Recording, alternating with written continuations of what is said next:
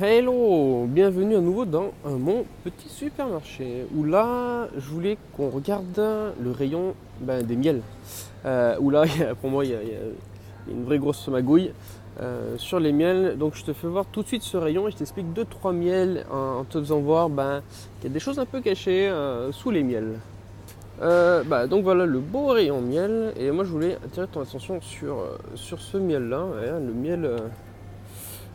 Celui-là, où tu vois, c'est Lune de Miel, c'est une marque qui est très connue, qui est très répandue en France.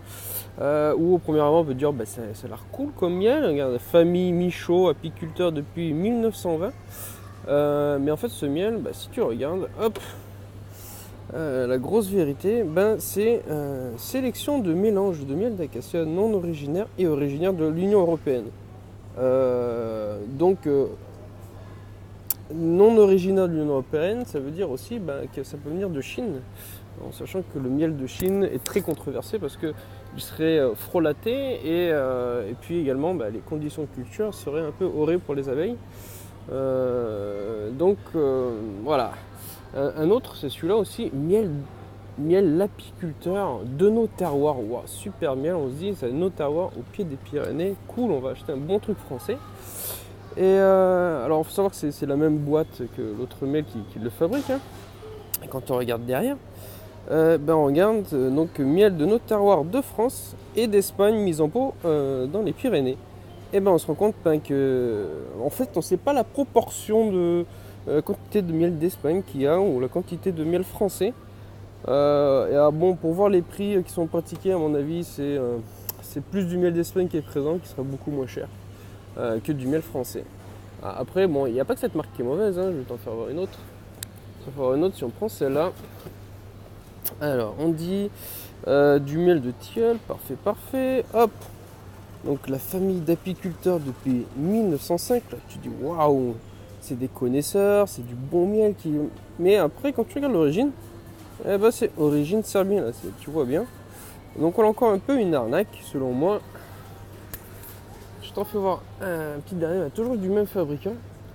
Oula, c'est pareil, c'est un peu du n'importe quoi. Donc, toujours, on voit un peu le même design, donc c'est le même fabricant.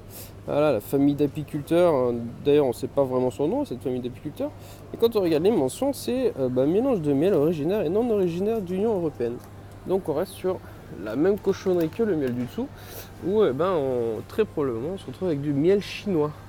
Donc voilà, je voulais attirer ton attention sur ce fait-là que reste vigilant aux origines des miels parce que il y a énormément de scandales alimentaires au niveau du miel, comme quoi il y aurait du miel frelaté. Donc en fait, très souvent c'est un mélange de sucre, d'eau et un petit peu de pollen. En fait, c'est vraiment l'industriel qui fabrique une mixture qui pourrait ressembler à du miel au niveau apparence, un petit peu au niveau du goût, mais qu'en fait on n'est pas du tout. Donc fais attention à ça. Quand on n'a pas une appellation qui est à proprement sûre, une origine on va dire géographique à proprement sûre, sur un miel, moi je te conseille de vraiment passer à côté. Privilégie plutôt des miels où on sait la provenance exacte. Et également fais attention quand on marque, comme là on a vu l'appellation Pyrénées. Pyrénées, les Pyrénées sont en France et en Espagne. Et crois-moi qu'il y a plus de miel étranger qui est mis dedans que du miel français.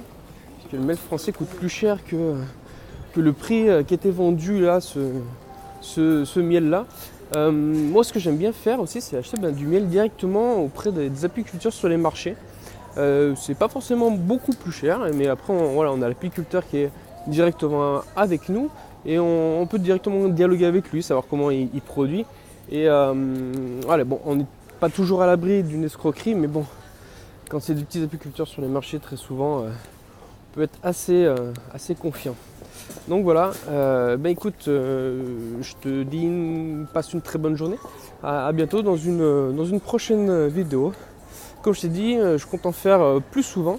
Donc si toi tu as des questions sur l'alimentation en général ou sur des doutes que tu peux avoir au niveau de certains aliments qu'on trouve en grande surface, n'hésite pas à me poser tes questions en commentaire, like cette vidéo, partagez-la si tu as aimé, pour que tes proches soient également au courant des magouilles des industriels et qu'on puisse voilà, être plus conscient de ce qu'on achète. Voilà, n'hésite pas. Puis moi je te dis à très bientôt dans une nouvelle vidéo. Ciao ciao.